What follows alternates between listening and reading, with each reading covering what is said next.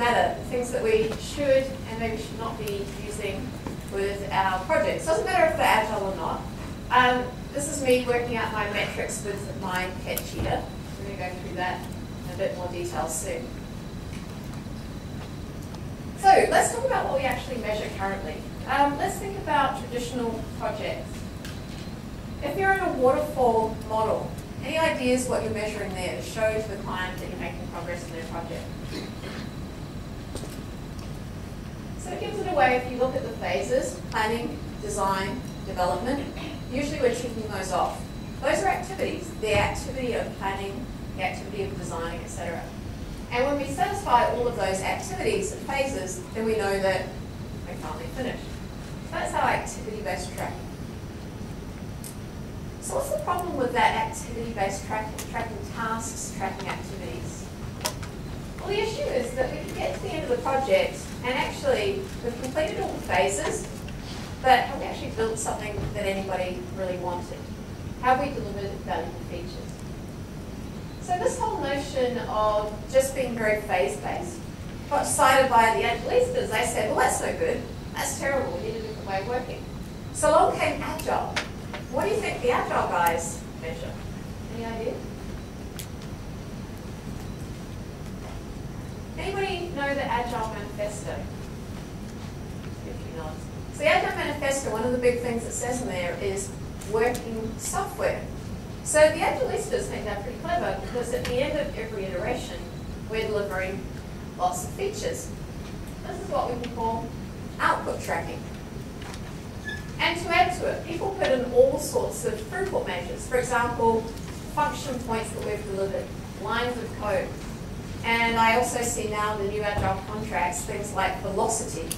Velocity is our measure of how many outputs we get through over a period of time. So the one thing that we don't seem to be measuring is actually what matters are the outcomes. Outcomes are the desired results. So one model that we're going to be talking about here is something called Mobius that we've been using lately for our clients. Because the big issue we've got with Agile is lots of teams are now delivering software faster. But the problem is if you're delivering the wrong thing faster, you're only going to fail faster. It's good to fail fast, it's better than failing slowly. You're still failing. I'm going to use Pete's little device here. Let's talk about more outputs and what that gives us. If you think about your remote control, if I said to you, wow, I've got this great new product, I think it's going to make a fabulous startup. The way it works is we sell people this device, right? We have a pretty low cost of entry, pretty small. But they can pay $10 for every single button. And we're going to make so much money. Because people are going to buy lots and lots of buttons for their remote control. Does anybody here really want more buttons on their remote control? Right? I don't know about you, but I look at mine, I'm like, can't I just have like volume and channel change? Instead there's these buttons which I have no idea what they're for. Some of the issues we have with the software industry in general is it's very easy to build lots of features. We make it easy for customers to create good requirements documents. And we're now bringing in practices of Agile that means we can deliver more features faster. But actually, there's a really big problem with that. I think we're just creating a lot of waste. If you think about more features and what happens with more features, for every feature you build, that costs money. For every feature you build, you then have to maintain it afterwards, which costs more money. If you're on a maintenance contract, that might not be such a bad thing. But if you build more features, you can introduce more defects.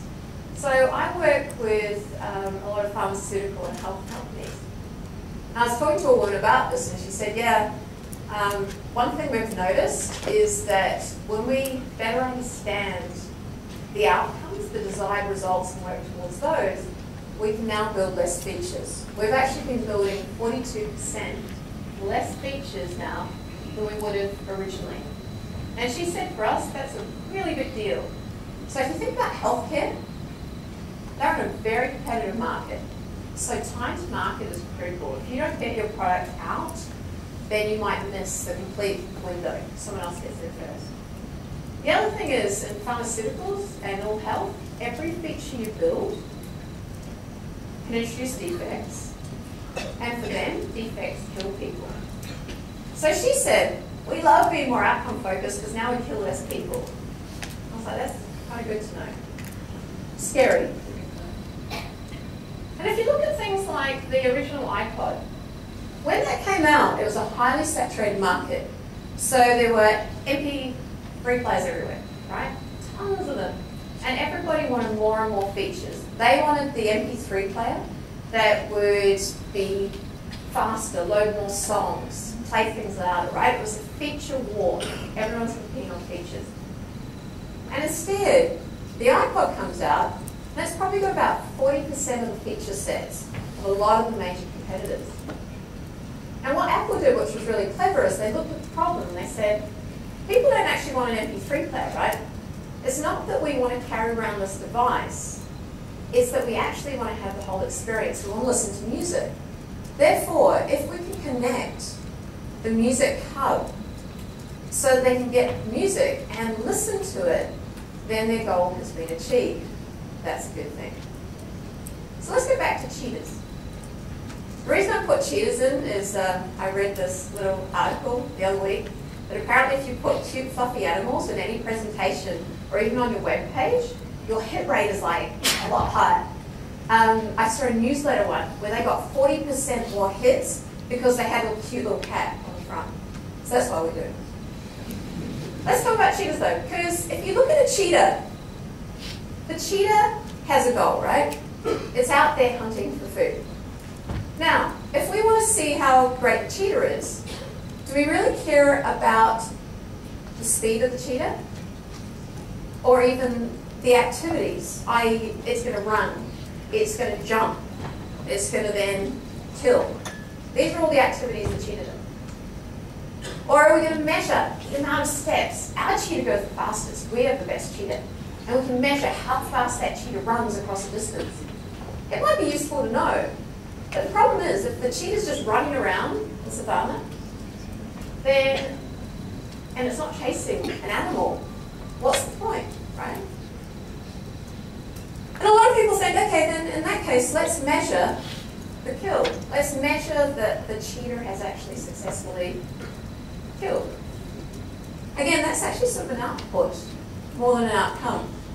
Because it's only when the cheetah is really satisfied, its stomach's full, that it's achieved its ultimate outcome. Now, if this cheetah was clever and it went, well, I just want to have food in my stomach and be full, maybe it could walk down to the local shop, to the butcher's, and just eat something. Maybe all that running around is a lot of work, right? The cheetah is going to be maximizing itself to find the shortest path to get to its ultimate goal, which is a full stomach. So we need to think the same way as cheetahs. We need to think about what is the outcome we really need. Now let's find the shortest way there. The problem is that what you measure incentivizes people. So if you're going to measure the features you deliver in outputs, we're going to talk about the contracts, you've got to keep contracts in mind here, then you as suppliers, a lot of your suppliers in the audience, what are you going to start doing? Right? If you're rewarded on features delivered, you're going to start delivering lots and lots of features, which, as we've seen, actually delays time to market, creates product complexity, and can create more defects and maintenance costs. So that's not actually a good thing. If we measure the time it takes, like our cheetah, the time it takes for us to get through work, things like our velocity, right? They're just going to measure speed. But again, you might be going really fast, delivering a completely wrong thing. And the issue is that we tend to measure what's easy. Measuring outputs, measuring time is simple compared to things like outcomes. So I'm going to talk about an outcomes case study. You're kind of like, well, outcomes sound fine, but what are outcomes? And I hear a lot of things. I hear people often talking about outcomes when they're talking about outputs. Hey, well, yesterday when someone said, well, the outcome for our client was to have an Android app. Really? Do they really want an Android app? Or did they really want something else completely different? Do they really want the ability for people to play games on a mobile device? Right? So what's behind it? Why do they need it? So this was a client. They called us in and said, Well, we have this problem. Our problem is that, imagine they're like Amazon. Again, I can't tell you my client's name. They're an Amazon type company. You want to buy a book. And they said the problem is that people start buying a book and then they don't complete it. A lot of people disappear and we're losing a lot of money. And they said, so we want you to build a new e-commerce shopping cart.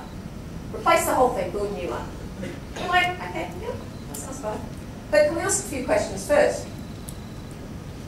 So tell us the reason you really want that. And they said, well, it's to actually increase checkout conversions. And we said, okay, that makes sense. How many conversions do you get? And they're like, well, you know, we're not sure. We have to find the data somewhere. And I said, okay, and do you know why they're not converting? And they said, well, yeah, that's actually a good question. So we said, well, we need to get some information back. So this is called the Mobius model.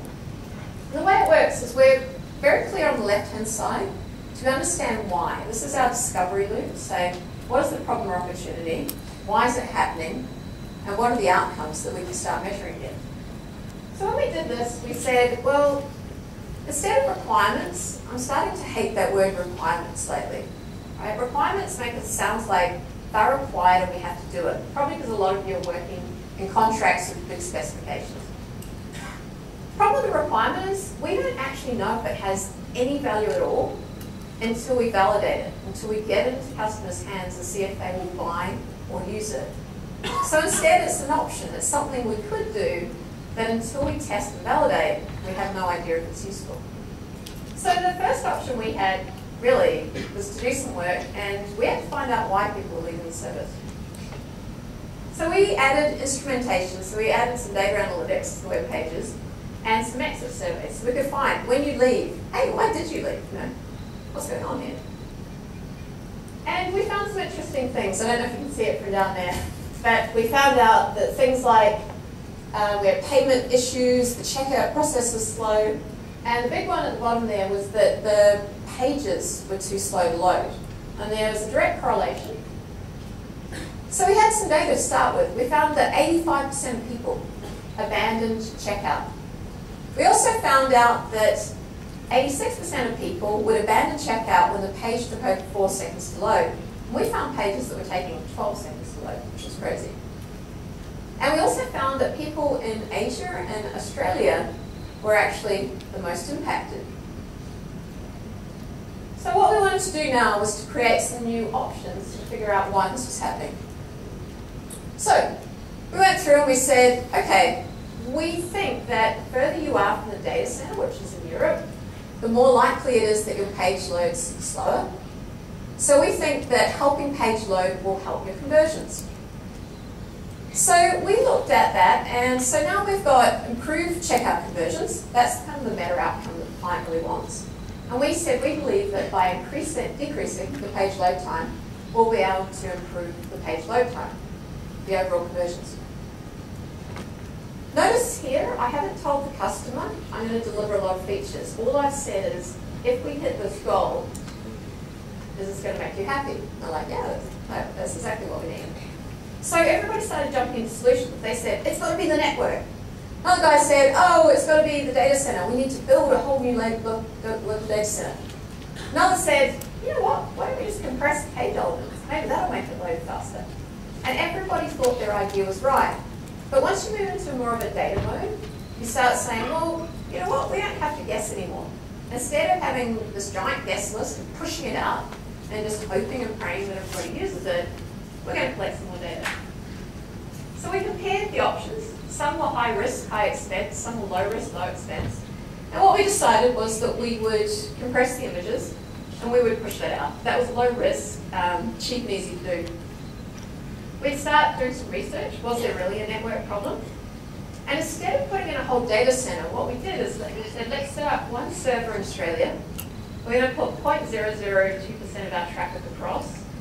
And let's see what happens. Because now what we're looking for, which gets quite interesting, we use these little trackers and we say, did we decrease the page load time?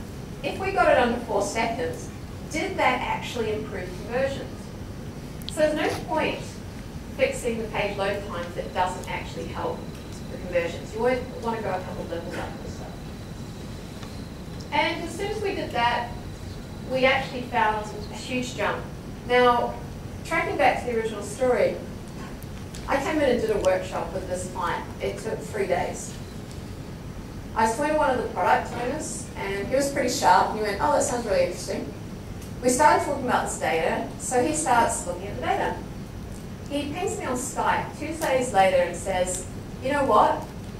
You're right, we do have this problem. He said, we've pushed out a change, and we're tracking back already the conversions. And already that number has jumped. Now for this company, every conversion change meant $2 million of revenue a year.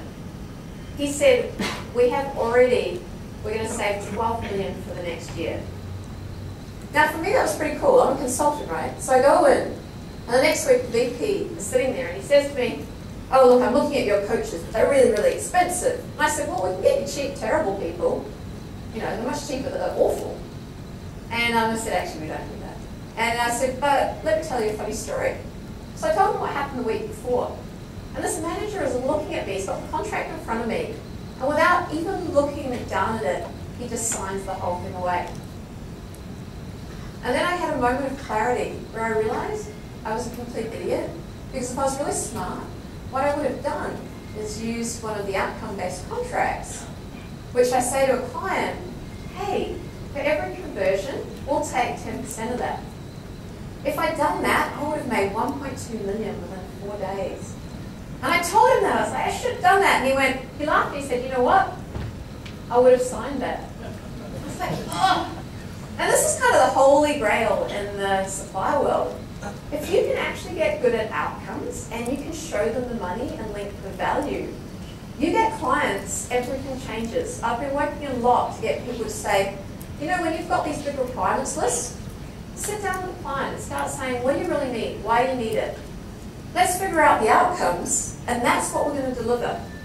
I have some guys who do massive defense and healthcare contracting, suppliers over in Europe, and they said they're starting to do that. They pushed it aside because they said the problem is we fulfill everything in the contract, we get to the end, the client's not happy because we've delivered everything that they wanted and actually not always anything that they needed because we didn't really understand the outcomes in the first place.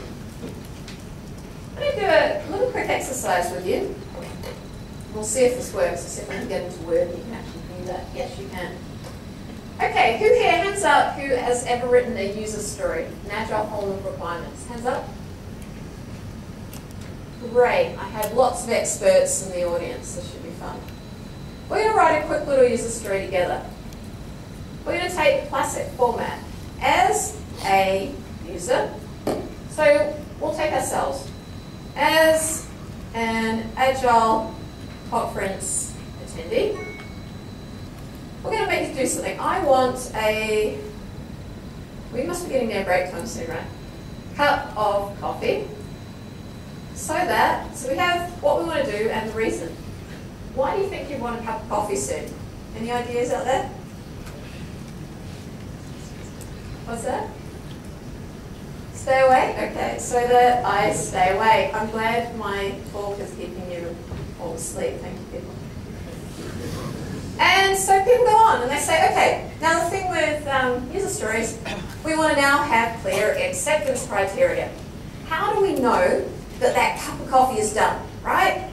So we start asking our customer, what should we test for? So for the coffee, yell out some things. What are some things that you care about for your coffee to say that it's done?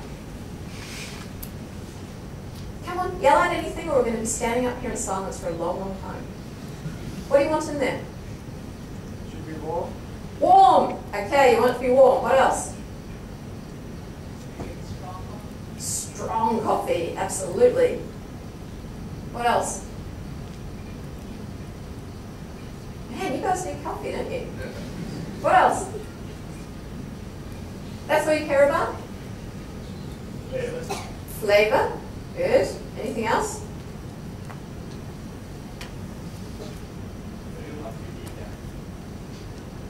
Is it, what was it, caffeinated or decaf?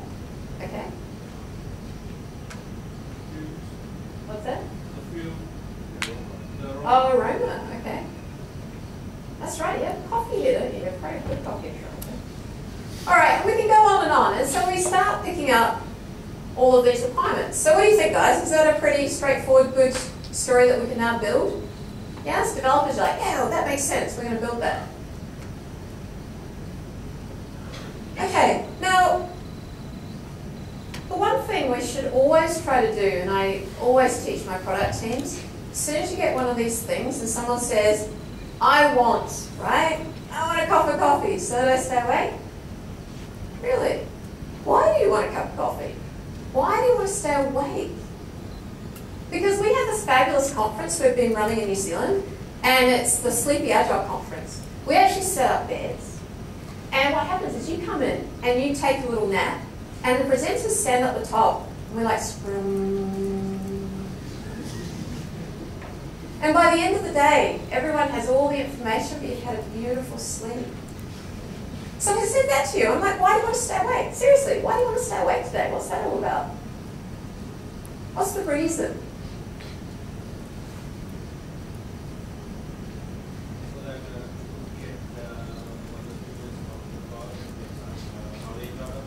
Knowledge. Oh, knowledge. So you actually want to learn something today.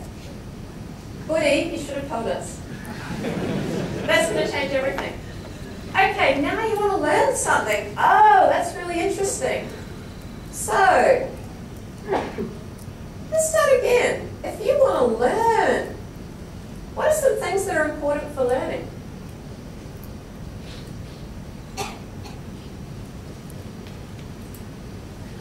How do you learn? Interaction. Interaction, okay. Anything else? I observe. What's that? Observe.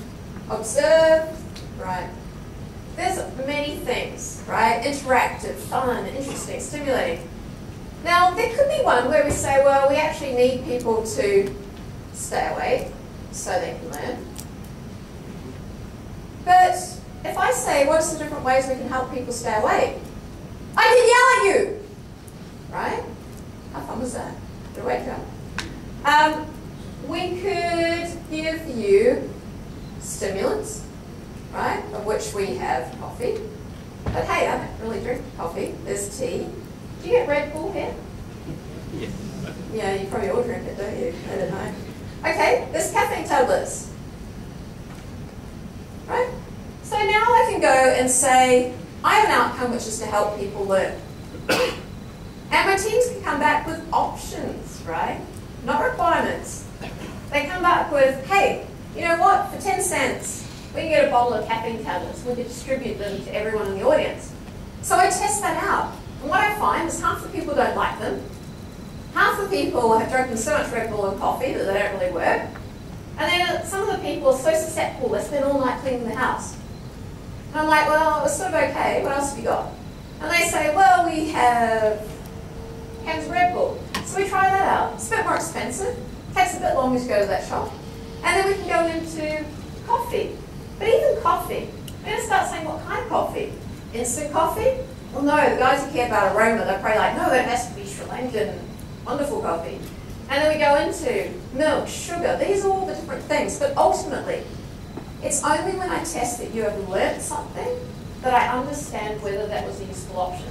So what I'm getting at is that most Agile teams I'm working with are really focused on building the wrong thing righter. They're spending all their time on writing great user stories and they do not understand why. They are so focused on getting their velocity up, more outputs, that they do not actually even understand what the customer really needed and if they succeeded. And I would say almost nobody's measuring that. When we come in and do this stuff at organizations, one of the first things that happens is all of their product backlogs get thrown in the bin. It's a little bit depressing. We often have a little sad ritual to say sorry, all that time wasted.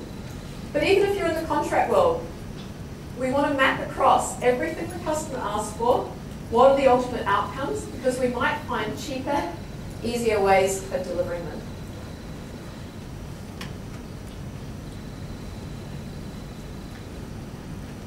Whoa. Okay. And you can do things like quality outcomes.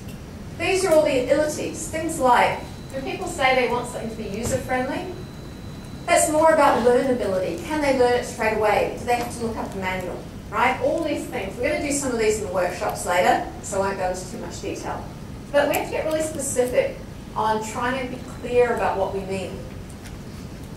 And time-wise, how much time have I got left? I wasn't actually checking. Should I just keep talking or someone gets down? All right. Someone asked me to talk about contracts. Now, contracts are one of the biggest problems we have in the industry at the moment for Agile teams. Mainly because what we're measuring is we have the contract, we measure the activities, and we measure outputs. Right? And this creates friction. The reasons we have friction and problems with our clients is the knowledge gap. Kind of what we want to know and what we actually know.